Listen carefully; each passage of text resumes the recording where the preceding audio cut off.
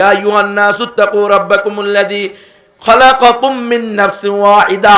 এ দুনিয়ার সমস্ত মানুষেরা, তোমরা সবাই ওই রব্বুল আলামিনকে ভয় করো যিনি তোমাদেরকে সৃষ্টি করেছেন এক ব্যক্তি থেকে। নাম কি? আদম আলাইহিস সালাম। ওয়া খালাকা মিনহা যাওজাহা, অতঃপর তার থেকে তার বাম পাজরের বাঁকা হাড্ডি দিয়ে তার স্ত্রীকে সৃষ্টি করছে। নাম কি? হাওয়া আলাইহিস সালাম।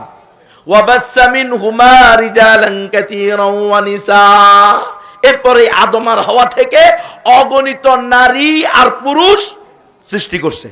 তাহলে এখানে হিজরা সৃষ্টি করছে আলাদা, তৃতীয় লিঙ্গ বলে এমন কোন শব্দ আল্লাহ বলছে?